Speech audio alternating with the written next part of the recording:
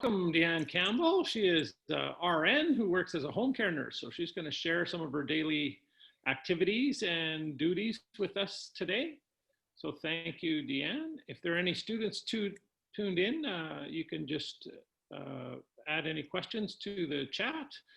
And without further ado, we will get me off of here and turn it over to Deanne.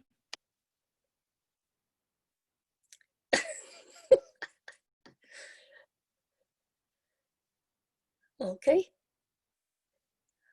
Oh, just a sec. Oh, there we are. Okay. Hi, everyone. My name is Deanne Campbell, and I'm an RN.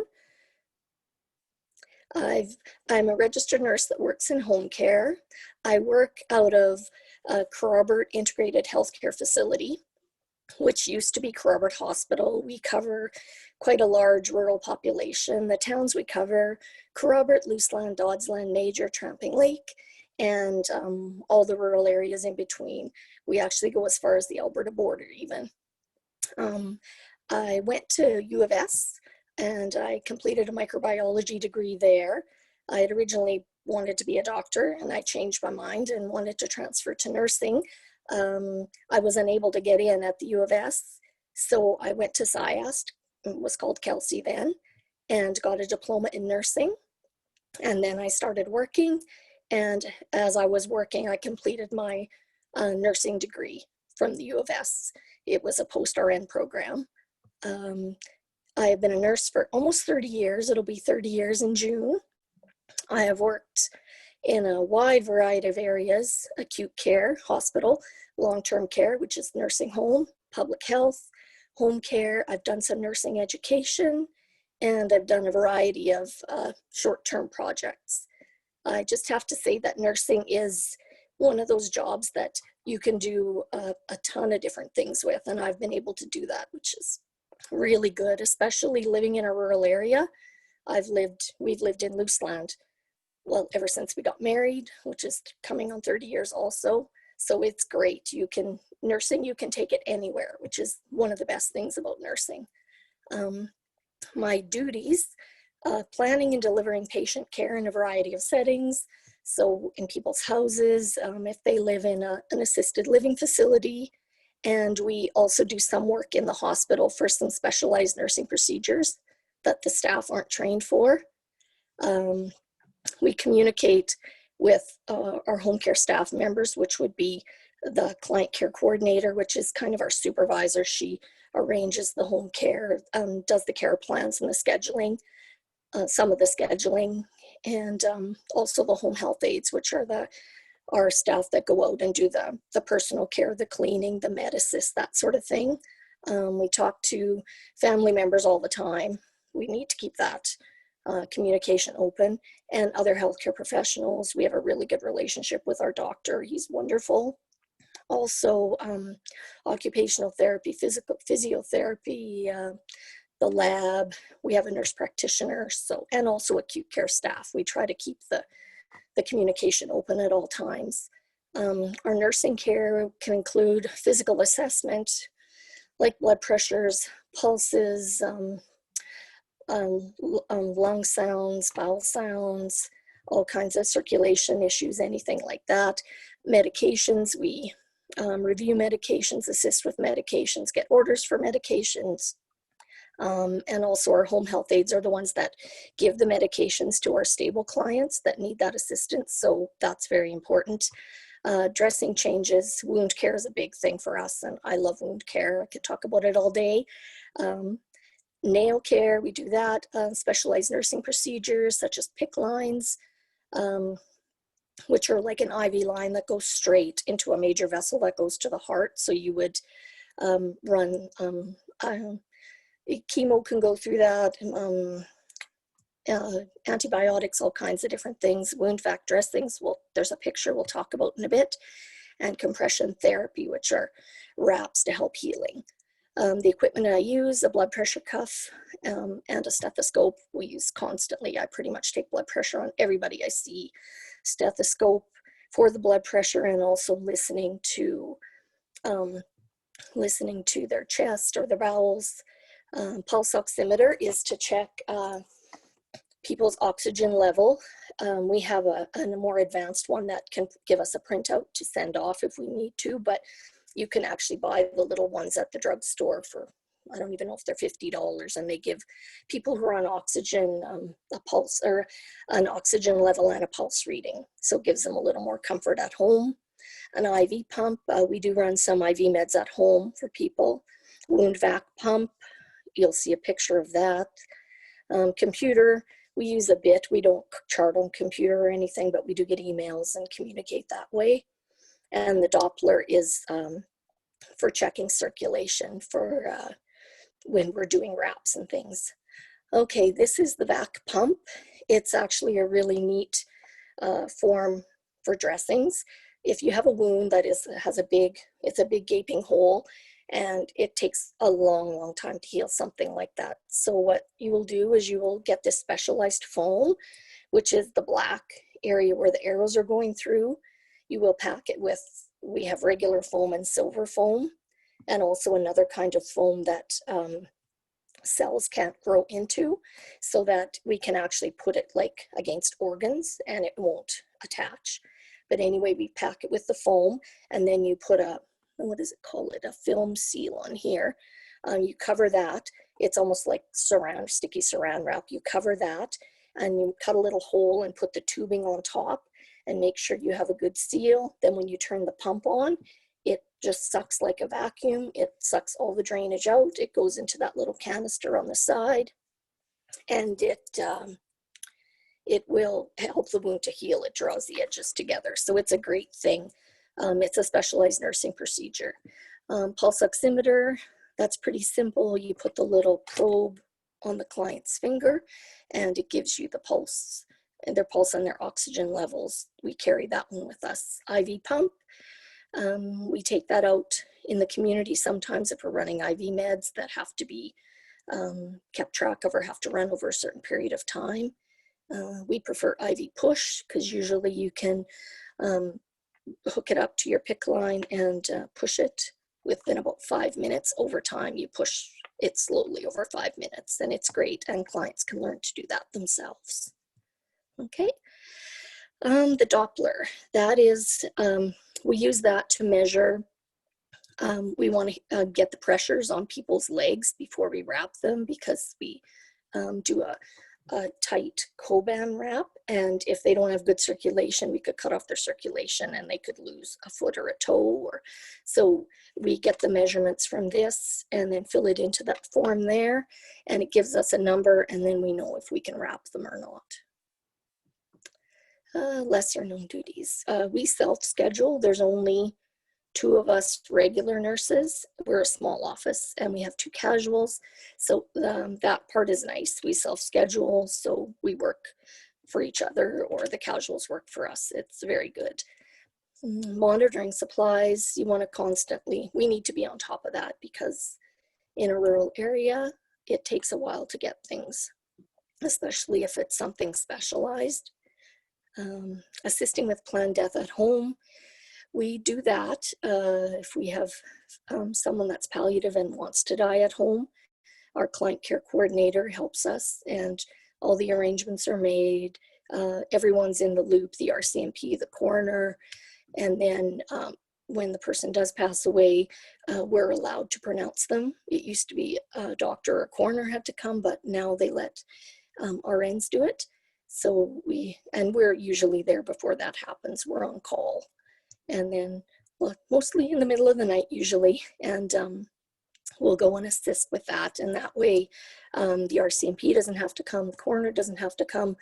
When the family's ready, we call the funeral home and they can come and pick the person up. So it's not a big production. It's very peaceful and I mean, as good as it can be for the family. Committee meetings, I'm on OH&S right now, but I've been on to Wound Care Committee, Safety Engineered Sharps Committee, what else have I been on? Accreditation Committee. So we do get called in to do that sort of thing sometimes. We take call on weekends about every 6 weeks. for staff and home care clients to call if there's a concern on a weekend. We assist with family conferences. Our CCC leads the conferences, and then usually if there's nursing considerations, we're added in the doctor, the nurse practitioner, OT, PT, depending who they want. And instruction to home health aides regarding MedAssist.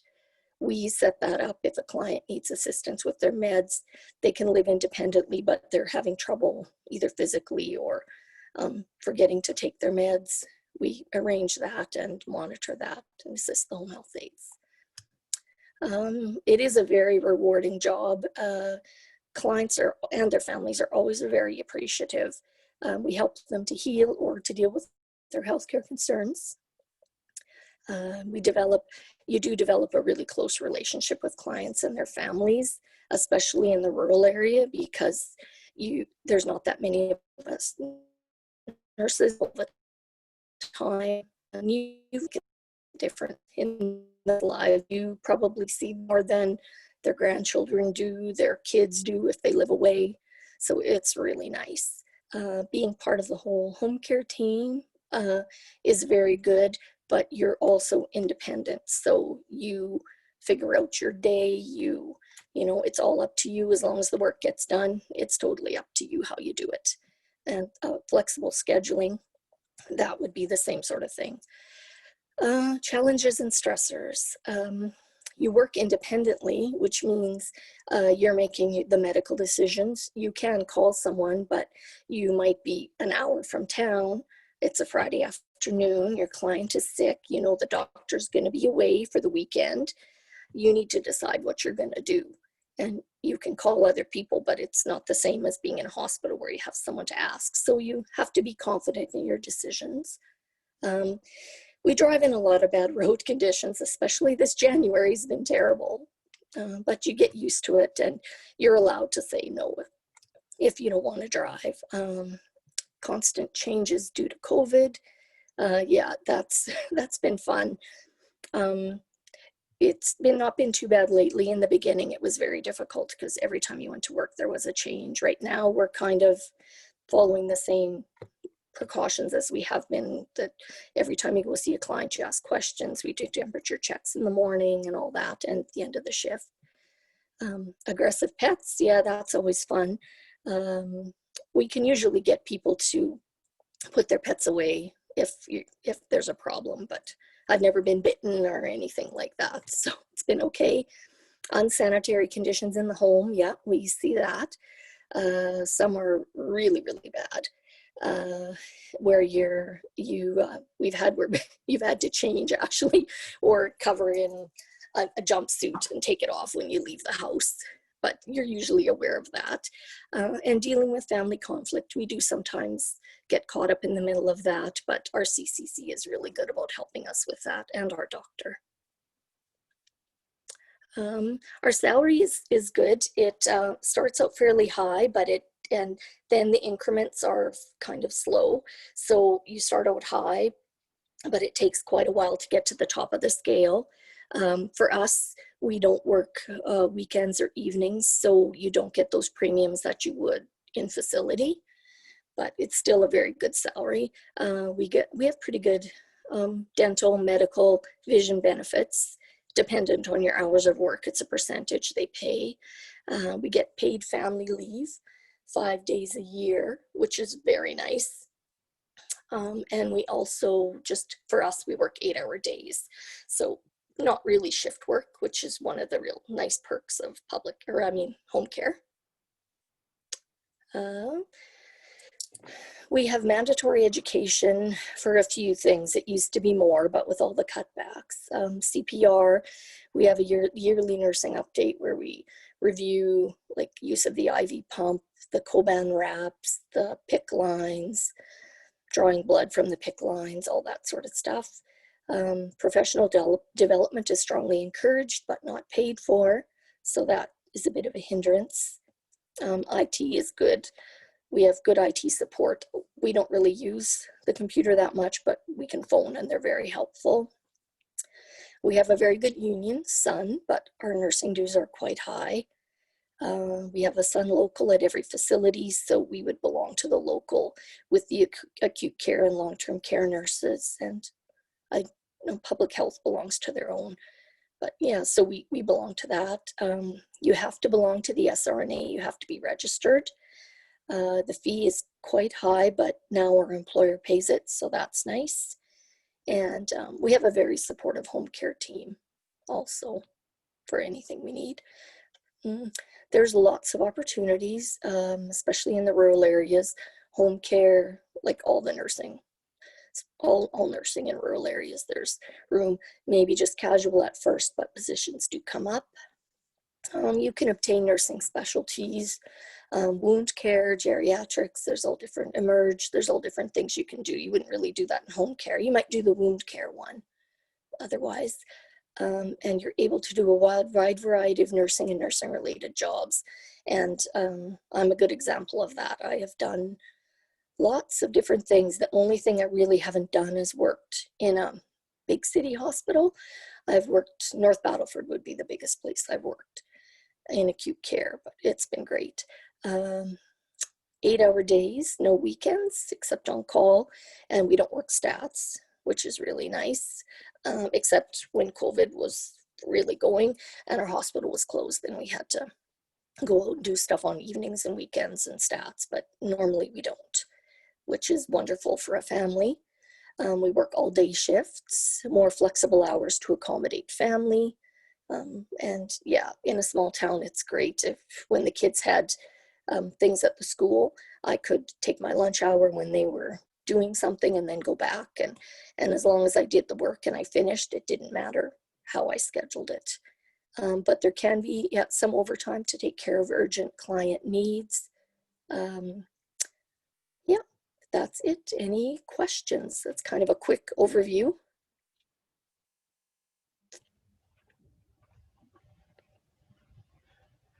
So, Deanna, do you see a lot of demand coming up in the future? I know that most of us in this office are the kind of the tail end of the baby boomer generation, and we're going to be needing folks like you in that role. So is there going to be a big demand in this area, do you think, coming up? Yeah, there is, especially since they've made it a lot more difficult to get into long-term care. There used to be like 4 levels of care. There was level, like facilities, there was a level 1, a 2, a 3, and a 4th level of care. And they pretty much did away with level 1 and 2. So now there's just, and 3 even, there's really just level 4 care, which is long-term care. And it's getting harder and harder for clients to rate for that long-term care. So they might need home care and nursing, 3 or 4 times a day. They go in the morning, give them their pills, help them get dressed, make sure they're eating. Then they get Meals on Wheels at lunch, and the home health aide comes and gives them pills. Then the same thing at supper, and then at bedtime again. So yeah, there really is a demand for it, but they always say there's going to be more funding for home care in the government when they do their budgets, but we haven't really seen it. How many home care nurses would be in our province right now? Is that even a realistic That's I'm thinking of the young nurses that are coming out of the program right now. Is this a path that they would consider? Yeah, I think they would. I don't think I could tell you how many there are, but the one thing with home care is that you probably should have a bit of experience before you do home care, because you're maybe in a city, it would be different, but rurally, it's best to have a bit of experience because you're making decisions on your own. So that's where it's nice if they've worked acute care or long-term care or something, just a bit of time under their belt. But I think it's like that for any nurse when they come to a rural area, you're working on your own quite a bit. Awesome, thank you. Yeah. I think the big attraction, correct me if I'm wrong, the big attraction to home care would be the stability of hours and day shift as opposed to night shift. Yeah, like it would be similar to public health. I know public health was always the big draw because, Monday to Friday and that sort of thing. And home care is very similar. So Yeah, the flexibility for when my kids were young was great.